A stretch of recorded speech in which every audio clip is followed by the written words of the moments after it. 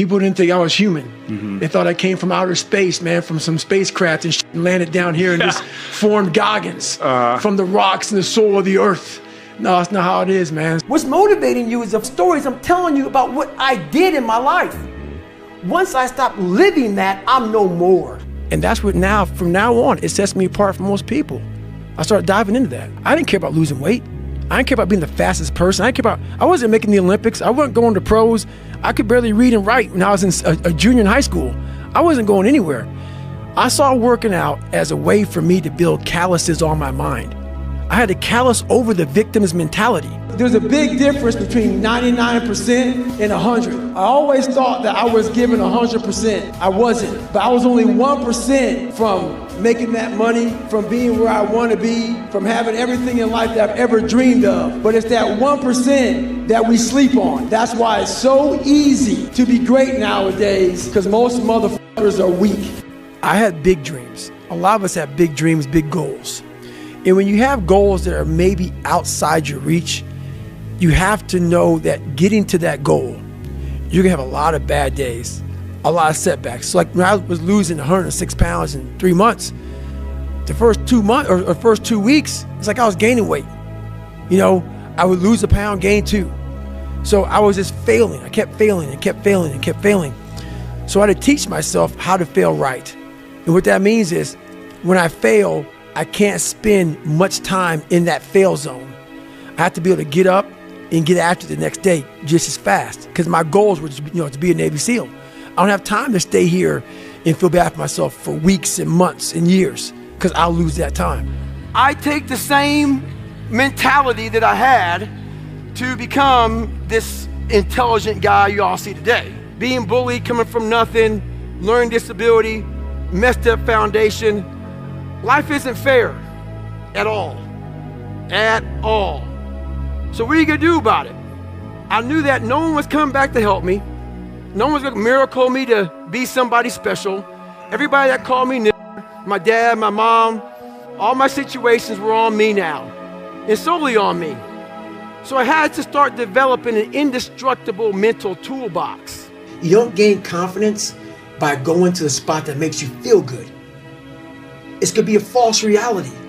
And the second life gives you that challenge, all you wanna do is go back to what made you confidence or what gave you confidence. Is that happy spot? No. What gives you confidence, what gave me confidence, was spending years at a kitchen table trying to learn how to read and write on my own. Realizing I can't learn the way you learn. I can't, but I can learn. What gives you confidence, not being afraid, is overcoming the fear. Always do your own judging. Always meet the person. Look at the person in the eyes before you say you don't like that person. Listen to their story. Listen to who they are. Listen to where they come from, how they lived. Get your own opinion about people. It's very huge. A lot of people didn't like me coming up because they see this hardness, this crust. Break away at the crust and see what's inside that person. I see where I'm at today, but I know where I come from. The first year I tried to do is all f***ed up. And after a while, I started learning more and more and more through pain and suffering. I started learning so much about stuff. Before I knew it, man, I built this beautiful car. And I'm like, how the f*** did I do that? And I knew how, and I know how to do it because I have all the tools. Through all the failure I went through trying to build this person who's, God, scratch became my friend. Literally, man. So, you know, that's how you put in the book, man. Just going up, going down, going up. Just a real raw version of how my life was. It was so in depth to go back through your life with a fine-tooth comb that I almost got embarrassed to even put it out there to people. Yeah. That's what you don't understand, man. Like, even me right now to talk to you, I'm in the car for a fucking hour getting pumped up because I'm a shy, introverted, leave me alone type of guy. Like, I'm still that motherfucker who is 6 years old, you know, at a play who can't say his line because I know I'm going to stutter in front of 5 people. So I walk off the stage. That's still me. So every day I'm fighting that dude. So people think, oh my God, man, you're on a podcast, you look so crazy, so evil. No, I'm trying to be locked into Joe. So my mind isn't veer off saying, let's run out the damn door because people are watching me on the podcast. I want to open this damn door and get the hell out of here, man. So that's the real me. So I'm not sadistic, man. I'm focused on what I have to do to stay locked into the game of life. And that's why I tell people, man, I go there. I'm that now, but I wasn't born that. Yeah. I had to make myself into this shit. And I always knew in the back of my mind I could be something special. Yes. But I knew the work it was gonna take was gonna kill me. I was afraid of that. I was afraid of the brutality and the suffering I was gonna have to endure. But I knew I could do something. But if you wanna be part of that 1%, which I know all of you wanna be, I'm sorry to say, you gotta throw that balance in the wind. The only way you can do it is if you go all the way in and talk to your family and say, I'll be home, but not today. So the thing about it is the unbalanced mind allows you to do everything at a level that most can't even fathom. They look at you, they see you grinding and grinding and grinding and grinding. And while they are at this mediocre level, you slowly rise and rise and rise. I call it front loading. If a lot of you right now want to be the best, you front load your life. So then that family that you were unbalanced with, you bring them on board when you're 40, 50, and 60 and say, okay, now I'm home forever because I'm making a shit ton of money, or whatever the hell you're trying to do. So it's all about that mindset of how hard you want to go. What are you willing to give up? What are you willing to sacrifice? What are you willing to forgo? How bad do you want this? If it's as bad as you want to live or breathe or sleep, whatever the hell it may be, I can work with you. But a lot of people, most people don't want it that badly, which is why they always ask the question, man, how did you get to where you are? You know how to do it. You know exactly how to be you or how to be me. You don't want to do it. So I can't make you do it, nor do I have the time or energy to force you into that place that I know you have to be to do it.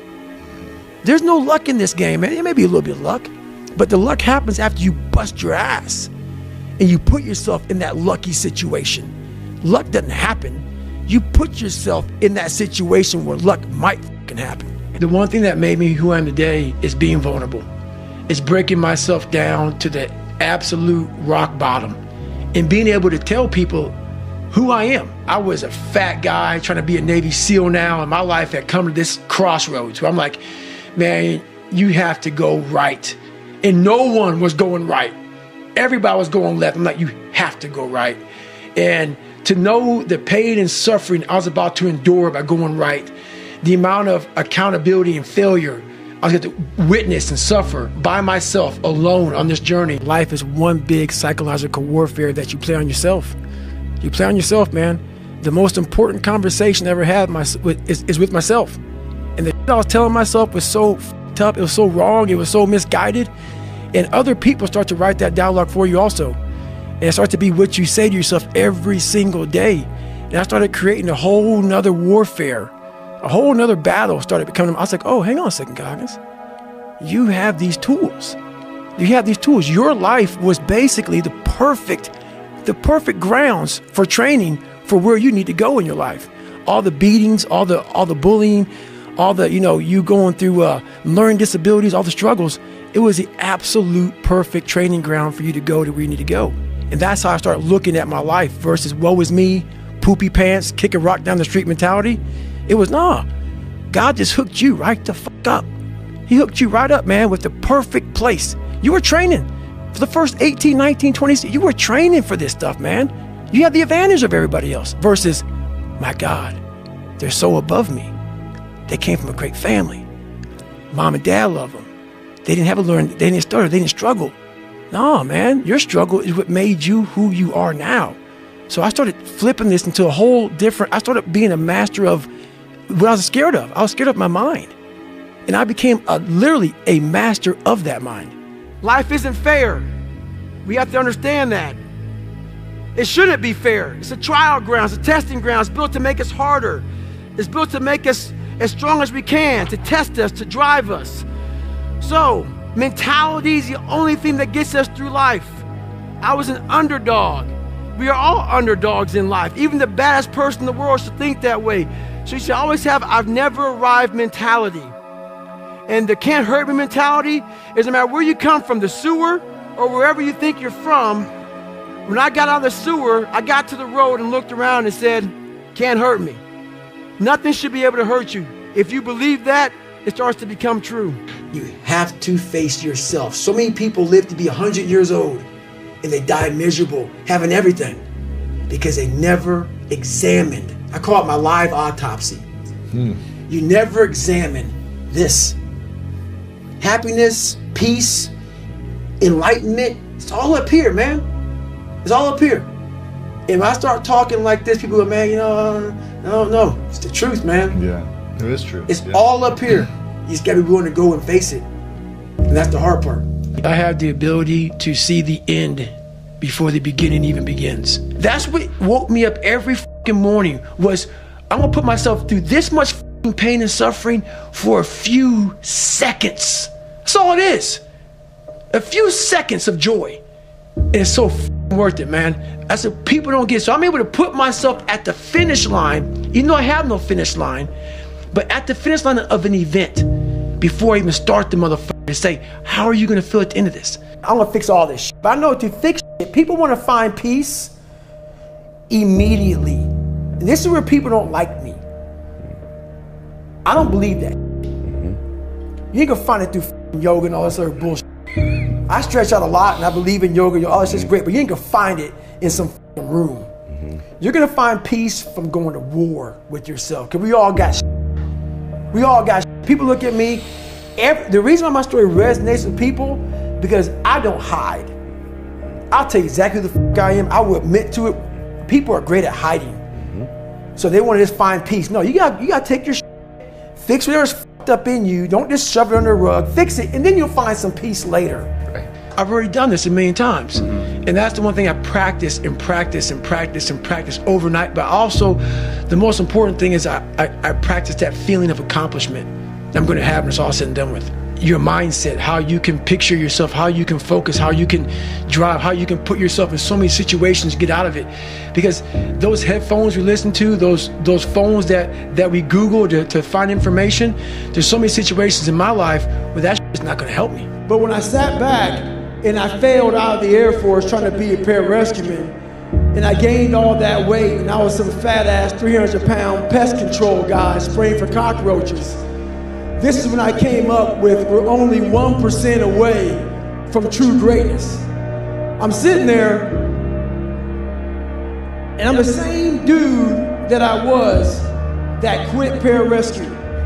And now I'm a 300-pound fat ass, and then 3 months later, I'm trying out to be a Navy SEAL. Lost 106 pounds. So what I came up with was there's a big difference between 99% and 100. I always thought that I was given 100%. I wasn't. But I was only 1% from making that money, from being where I want to be, from having everything in life that I've ever dreamed of. But it's that 1% that we sleep on. Guess what, man? You're a fat ass. But I'm gonna now make you a badass. I'm gonna miracle this to be a badass. No, it was in me. I had to believe and make that belief work. And through hard work, I did that. The permanent, you wanna make it permanent. Permanent, you start talking about a year, 18 months, 2 years, that's a sacrifice. And when you commit yourself to something for a year, you're not gonna say, oh, I'm gonna let that go. Because in your mind, you have it clear as day. That year took a lot out of me. That year built me. That year started to scrape away all that scar tissue. Started to clean me up. 30 days doesn't clean up. 30 days just kind of covers up, put a blanket over it. It's like putting a rug over it.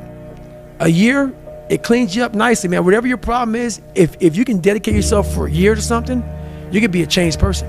Your mind starts to say, yeah, this is stupid. But if you are already knowing that this is going to happen to you, you have all the answers to these questions that your mind starts to give you when you're in suffer mode. Yeah.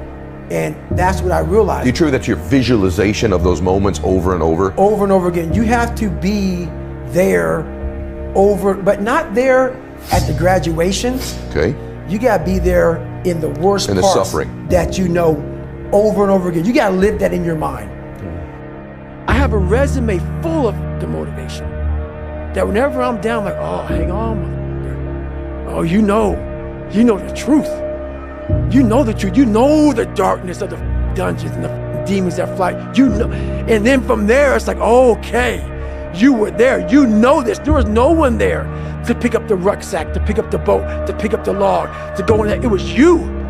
It was you. There was no pat on the fucking back at 300, at 275, at 250, at 220. No, that was you. So those things that come out of me, that extract from me in the darkness, people are looking for that pat on the back. Where is it? Oh, I don't need it. Because what I've done is in the fucking unseen work, I've built, how I look has just become like I have thousands, hundreds of thousands of miles on this body, running, pull-ups, push-ups, swimming, whatever you want to call it. This body is what it is now. It's from repetition. It's not from studying, hey, if you hold a plank for this long, fuck all that bullshit. I don't care about it. I just do it for my mind. Right. I want to continue to harden because that's the only thing I want. That's what I want. I want to have that mind ready for life. And every time I started running further and further, I go, okay, I got to the 10K. I'm on Boston Marathon time. Because I knew the Boston Marathon was like 3:10:59 for my age. I'm like, hang on a second. And then I started using all this external shit for motivation. Like, okay, who the can go out here and run 100 miles, no training? And then I'm broken. Most broken I've been in my life. And now I'm running a marathon. Who could do it? So I started just feeding myself. I get to half the mile. I'm about 30 seconds off the pace. I said, hang on, man, you're Goggins. You can do this shit, man. And I started just feeding myself. You can do this. Before I knew it, man, I got to like the last 6 miles and I was off the pace and I just kicked it. And next thing I knew, I did like a 3:08 and change. I was like, and that was like, what the fuck? What have I been leaving on the table? Right. I've been leaving so much on the table for pain. And that's when I started like going crazy about the mind. Like, what the hell am I, like, what is up? Like, it opened these different doors of like possibility and like, what is humanly possible? What are we capable of? Like, people, I didn't even know. I was just amazed by what I was able to do by a simple fact of just reasoning and working with pain and pain management. And my mind just kept on growing from there. And it happened in Hell Week, it happened in the 100-mile race, it happened here. So this is where the 40% rule comes in, people. Worst shaped my entire life. I've been through Ranger School, Delta Force selection twice, 3 Hell Weeks, all this crap. This is the worst pain I've ever been in. To this day, I'm 43 years old right now. I did 21 years in the military. I've done 60 ultra races, pull-up records, all kind of stuff. This is the worst pain of my entire life to this day. But this is when I had to realize one thing. I had to break this humongous thing down to very small. All I put in my mind was, let's not quit yet. I'm gonna quit, but not yet. Try one more time. And once you build that dog in you, man, the pain and the suffering and the lonely nights and the fucking unbalanced, if you put the right people in that foxhole with you, you are dangerous, mother. Very dangerous. You're always a victim, even if you have everything in life, until you realize what you've achieved. I don't live on the surface of anything. Yeah. Surface is what got me where I was at. It got me from 175 pounds to 300 pounds. Telling everybody I'm good. I don't give a damn. I'm good. No, they're hollow words.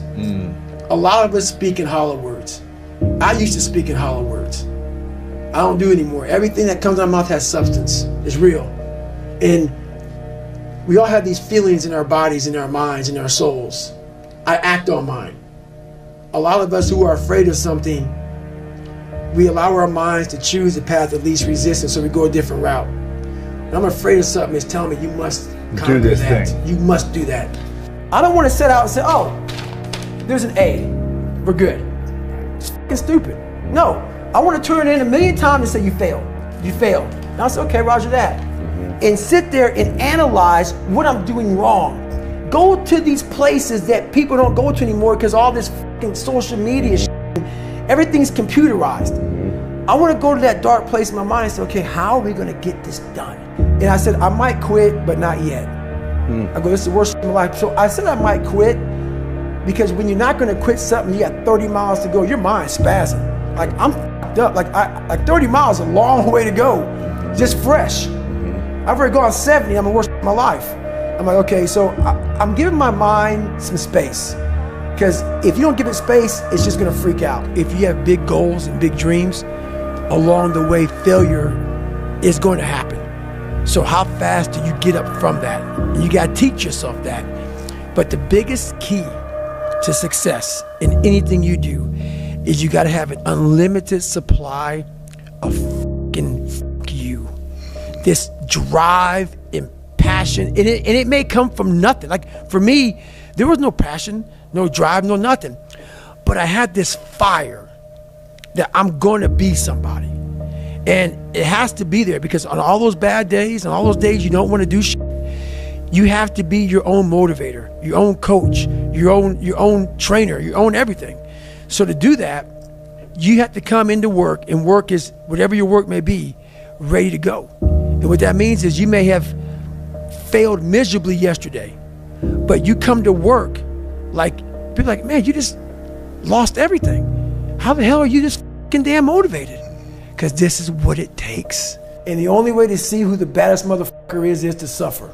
You can't do it by writing a paper. So let's go. Because why? What I found out through my life was I thought of myself as some weak little kid. And what I found out, and the only message I want to get across to people is once you change one thing, your mindset, you can attack everything. Your best work has to come when you're least motivated. Where does that come from? It comes from basically, I had to stop thinking normal.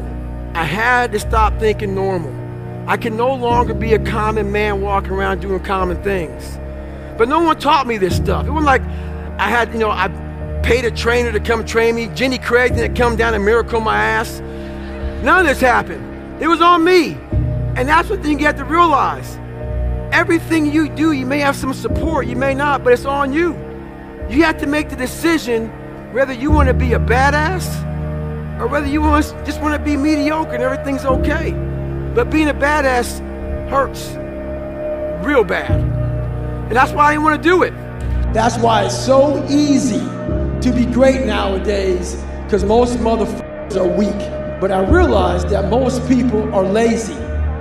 So a lot of people, let's say out of 10%, let's say the average human being has 10%. Let's give me 2%. I know the average human being is gonna get away 9 of that 10%. So if I utilize my 2%, I just f*** you up.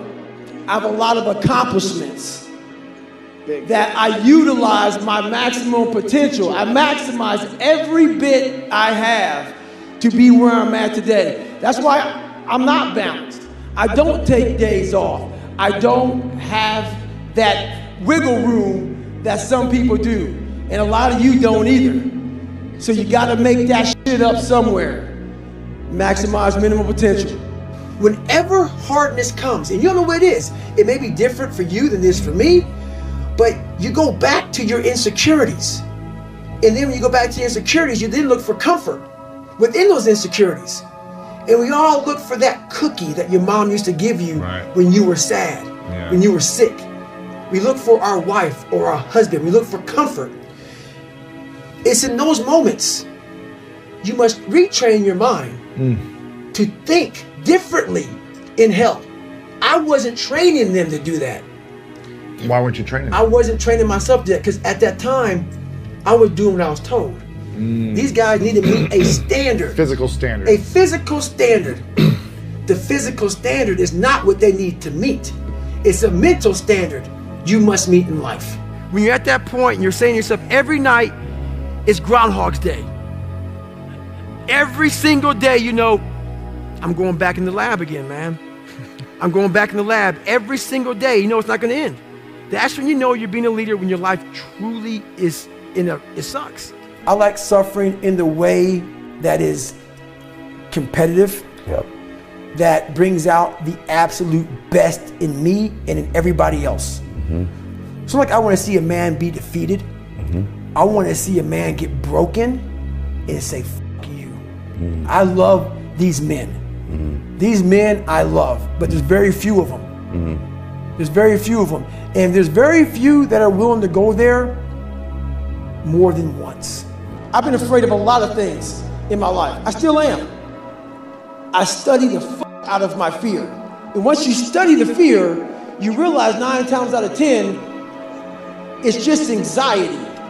Something that you gotta get the fuck over. Fear is only a second.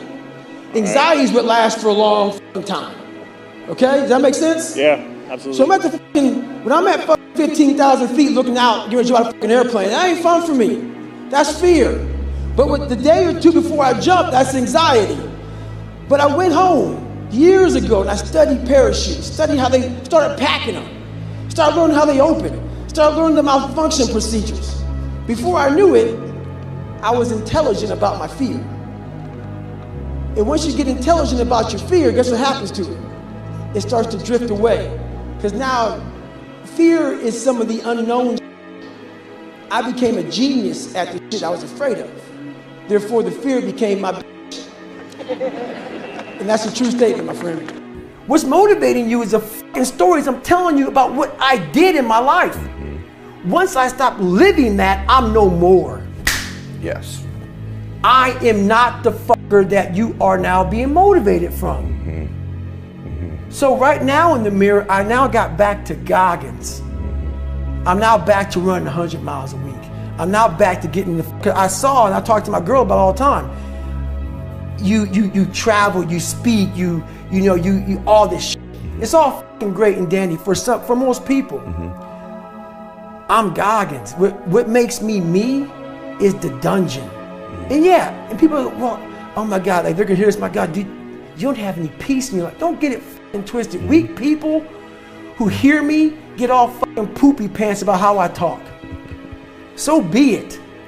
What changed me was I had to be hard on myself. Yep. And I have to continue to grind myself into a fine dust. Yeah. Period. Yeah. That's where I feel good. I feel like I accomplished something.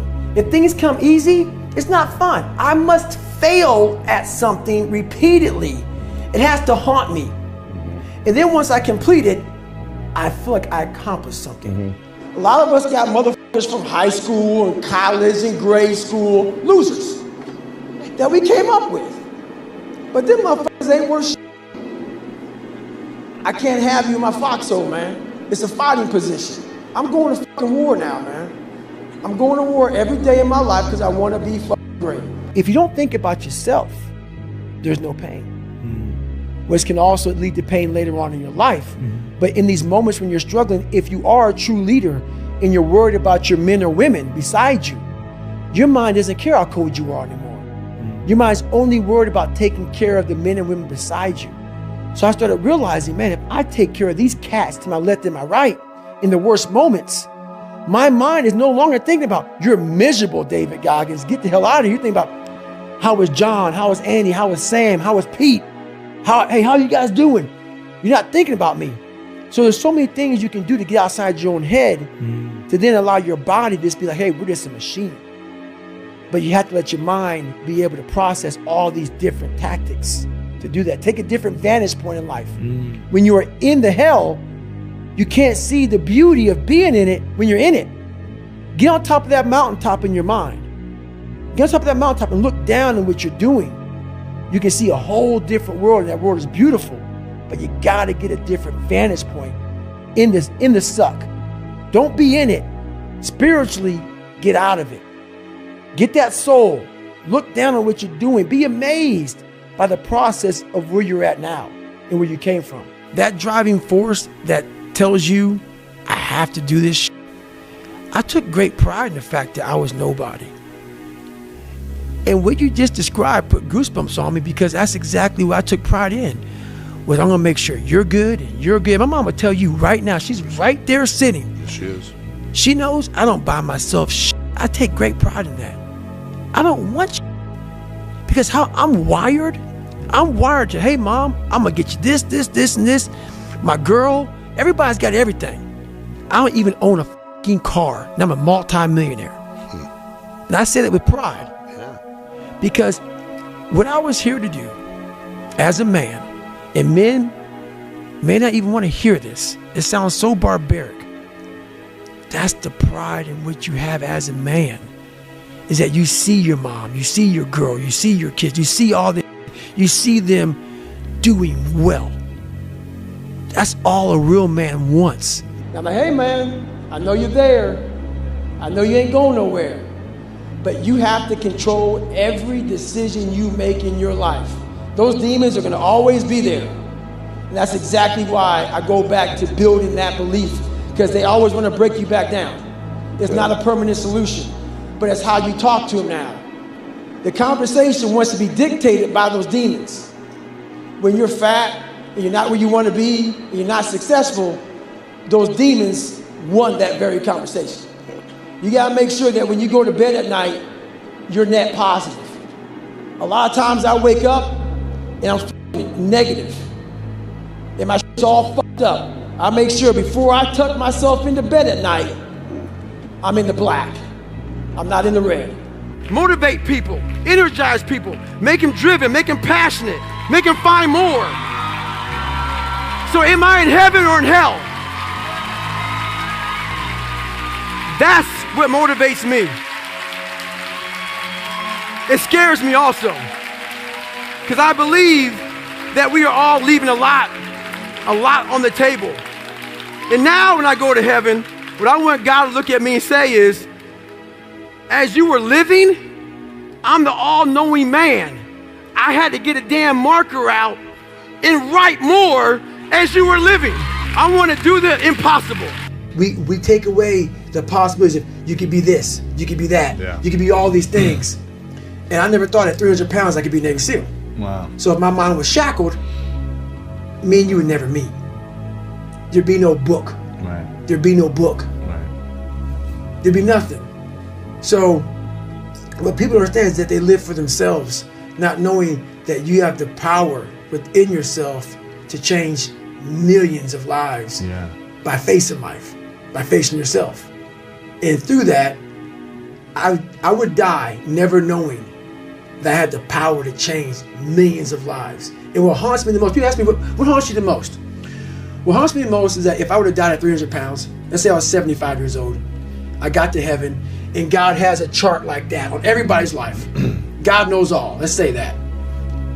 I don't care what you believe in, doesn't matter. I'm not judging anybody. But let's say my thing is God.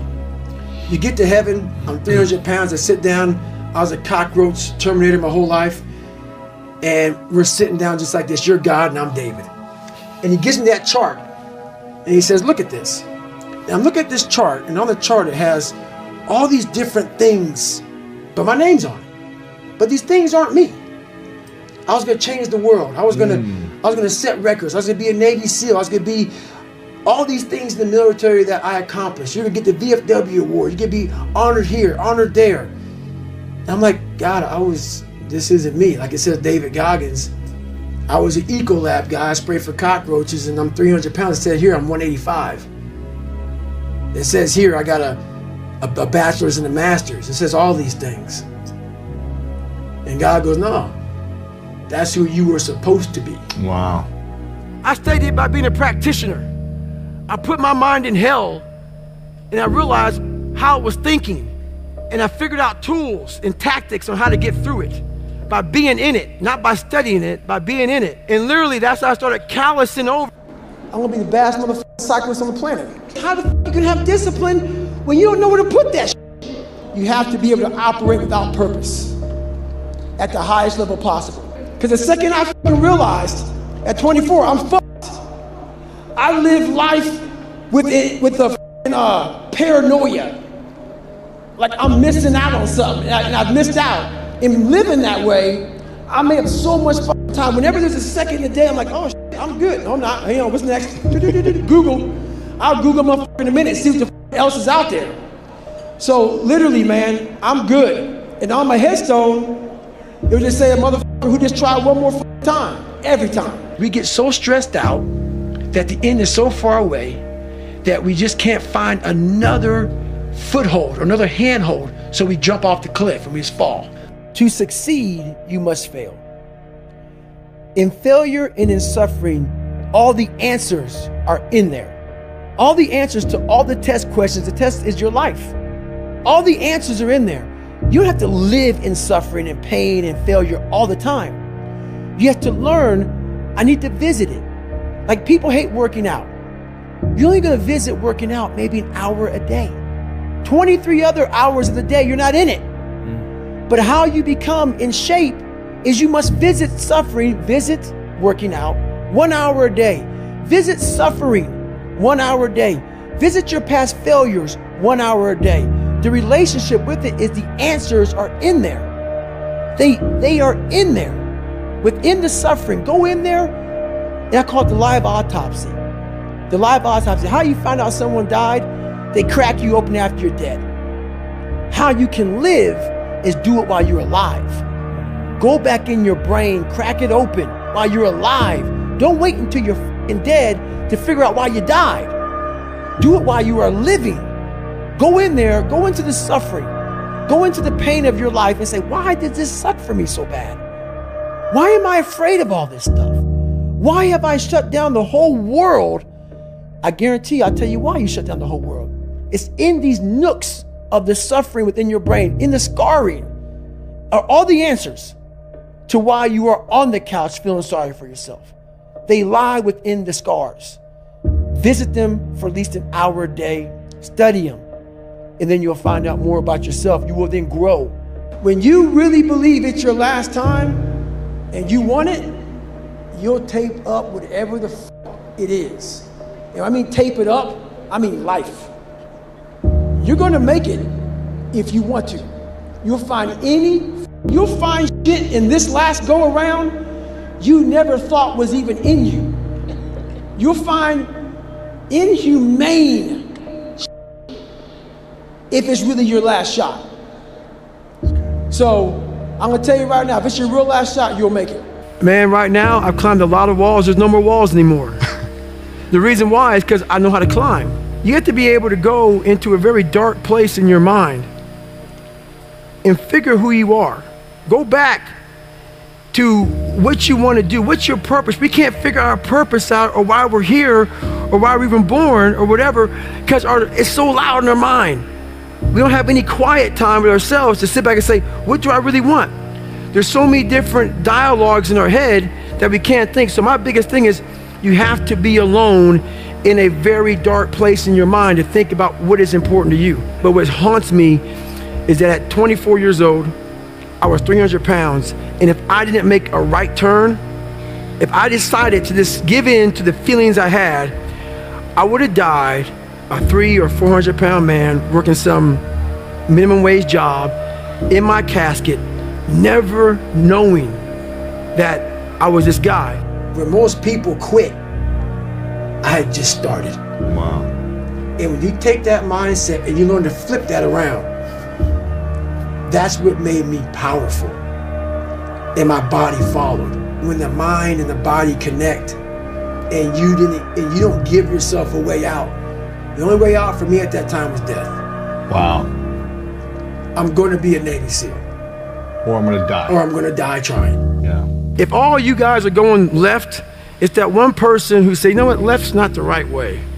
I'm gonna go right. Who didn't follow the crowd. That person who's not afraid of doing what they believe is right in their heart and not following someone else because someone else said, let's go this way, and they agree with everybody. I don't like yes men or yes women. If you're right, you're right. We're gonna follow you. But I like people who stand for something, they believe in something, and this is the way I'm gonna go whether you like me or not. What separates me from a lot of people is they go into a daunting task, and the task is overwhelming. Like when I heard the pull-up record was 4,020 pull-ups, and I was talking about breaking this record, people are like, oh my God. I went right to a pen and paper. They go, what are you doing? I'm doing the math, man. What are you talking about? I'm open-minded to the fact that, okay, if I do 5 pull-ups in a minute for so many hours, I can get so many pull-ups in. How much time do I have to rest? I was breaking the math down. You have to be open-minded to the possibilities that I can do this. Once you shut your mind down to the possibility that it can be achieved, there's no way it can happen. So that's why my eyes and my body light up about things, because I know that if you're in a fight, you have to attack. You have to keep attacking. The enemy has to know he is not going to give up. You must break the soul of whatever the fuck is in front of you. That's what I realized. I was never breaking the soul of anything in front of me. So that's why I came up with a thing called Taking Souls in my book. I started to devise ways to break a soul of a human being, of an object, of whatever's in front of me. If you keep on attacking something, nothing wants to stand in front of anything that is relentless. Nothing. So don't look at it as every day I suffer. Go into it an hour a day. Learn from yourself, learn from life, learn from your failures, learn from your insecurities, learn from your self-doubt. The 40% rule is all about the brain has the tactical advantage over you. It knows and it keeps you away from all that. That's why it says don't jump out of an airplane. Don't go in the ocean where there's sharks. It's a protective mechanism. Don't go back to the place where your dad beat the shit out of you in your mind. Don't go back. The brain protects you, but protects you so much, it doesn't allow growth.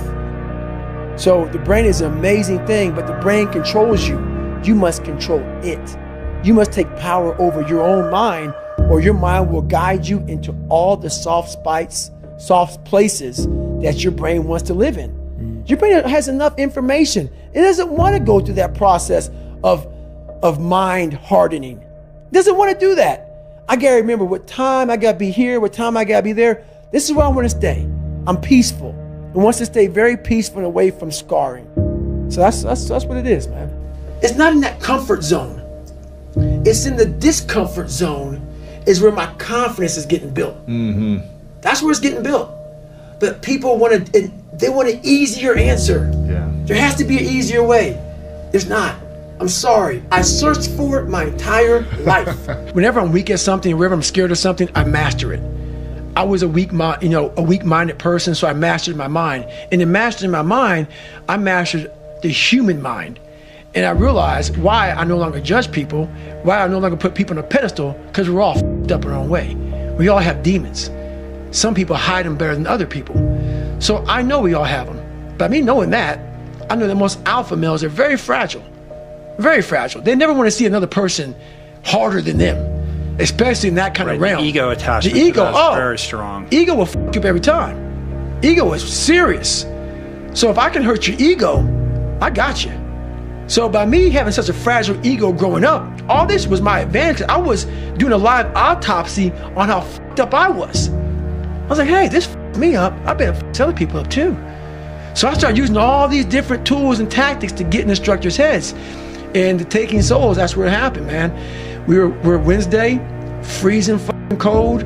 Everybody's jackhammering. Everybody wants to, everybody's just want to get through it now. Don't underestimate that. It will find a fucking demon and it will bring out some insecurities in you. And it did. I did all of the work alone. And while I'm still hard on myself, I know what I did. So whenever times get bad for me, people, all this, who's gonna carry the boats and luck? That's real. I hate that people know me for that guy, because that guy is not every day. Like when they see me, they want that energy. That's not me every day. I can extract it immediately when I need to, because when you train alone, and I lived alone for so many years in this misery, and you're able to get out of it by yourself, I can take myself to such a level of real passion and purpose. And like the feeling I get is something I can't even explain by myself. I don't need anyone. That's why people come to me to motivate them. No one can motivate me. No matter how far you get in life, you have to be able to go back to scratch in your mind at a moment's notice. You can never get so far beyond scratch. What that means is, when you accomplish something in life, if you want to go back to scratch and go back to that $7 a month place where I once lived and visit that place for a long period of time, if you were here when you went back to scratch, you would now be here. Scratch is what makes you better. Scratch, friction, obstacles create growth. There's no friction when you're this far up in the game anymore. You think there is. That's right. When you achieve so much, the friction is minor. Because why? I'm sore, I'm gonna get a massage today. I'm hungry, I'm gonna eat today. The refrigerator is always full. So your comforts are now, so your discomfort is now very minuscule to your discomfort back here in the $7 a month place. So you have to go back to the total discomfort to then raise your level of where you're at now. I'm not saying stay there and stay there. Visit it. And then you raise your level. Take a day trip. That's right. Yeah. Always take day trips. Yeah. It's day one, motherfucker. This is hour one. You get a wide range of life in just 19 hours. You know, like when you get to like mile 50 in your mind saying, we gotta get out of here, man. And then you get to like mile 60, okay, we're feeling good. You have all these highs and lows that you have to manage within this suck fest of 19 hours. And that's what I get from a lot of these different things, like human growth, you know, growth of the mind. Without friction, there is no growth. Without friction, there's no growth. Most people in that time frame, in that mindset, I can't run anymore, it's over. No, it's just gonna take a little bit longer. You have to turn the negative into a positive. Because at the end of it all, if you can sit back and wait, if you can wait 6, 7, 8, 9, 10, 12 years, when you get to that point, when you finish, that's the feeling for 12 years. Let's say wait 12 years to get there. That's what keeps you going, is you gotta feel, I'm doing it for 1 second. I wanted to be an expert in the mind. A mental toughness guy, beyond mental toughness. The only way to do that, in my eyes, is to put yourself in hell. Put it in hell repeatedly. Repeatedly put yourself in hell and study how you process it. And that's how I was able to come up with all these different ways, all these different tools to slow the mind down in hell. Because the mind just speeds up. The mind wants to get out of the painful situation, the suffering. It can't process it. So that's what I realized by going through all these different processes of being in hell weeks. You know, it's just that. I love that, man. How the mind processes in hell. I wanted people to push me outside of my comfort zone every day. You know, and I thought this was gonna be the absolute best platform to do that. These guys, the stories I heard after Buds, it just gets harder. And I didn't see it that way. Because Buds is just to become the SEAL. That's right. I'm like, my God, I can't even imagine what the f gonna happen. But what happens to a lot of people, not everybody, can't speak for everybody, I don't know everybody. Buds breaks people down to the point where you don't want to be broken down again like that.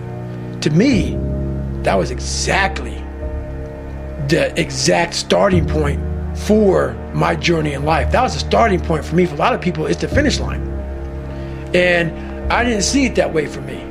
So that's where I started becoming uncommon amongst uncommon people, is where I started realizing that you put people on a pedestal that you shouldn't. That you gotta get in there yourself.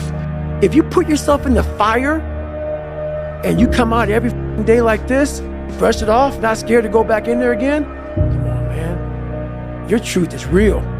You come out every day, man, with a way of talking to people that people don't have, because there's no truth behind them. And the truth is a starting line. When you sit there in the ugly mirror and say, I'm this, I'm this, I'm this, I'm this, you finally started your life. Maybe 40 years old. Maybe 40 years old, 5, 6 kids, wife. But the second you look in that mirror and you say, I'm this, I'm this, I'm this, I'm this, I'm this. Well, basically, I'm not this, I'm not this, I'm not this, I can't do this, I can't do this, I'm all these insecurities. Your life finally started. Don't listen to all that, man. Just cut out the bull. Cut the bull. Just get to the weeds of that. You are fucking yourself up by not examining your brain. You're not examining your brain. Message it. That's done. You examine your fucking brain. Start to learn the mind is powerful. We have this governor on our brain, and how you start pushing past that governor, start realizing your brain has the tactical advantage over you. Why? Because it knows your insecurities. It knows when you're lying. It knows your fears. It knows everything about you. And whenever those things start, like right now, I'm scared to death up here. Why? When I was in 6th grade, I was in a play. And I stood up in front of a whole bunch of white people that probably didn't, I was being judged in my mind. Scared the shit out of me. And I stuttered severely bad. I knew I stuttered bad. My line was this long. It's like hello or some shit. And I stood up for everybody and I was like this. And I walked off stage. So when I walk up in front of 1,200 people, it's still there. My mind's telling me, go, run off the stage. I have to tell my mind something different. I have to remember my resume, what I've been through, that all of you in here are just as fucked up as me. We post our real life, never on Instagram. We post the life that we want to have out there. That's not me anymore. I'm gonna tell you exactly about me, who I am. That's how you get better. That's how you fix yourself. That's how you grow. You had nobody anyway, motherfucker. Look around you. There was no fucking team. It was you. There was no weight loss program or mom and dad waking you up saying you can do it, you can be better, trying to build belief. You built belief when you had nothing. Rock bottom.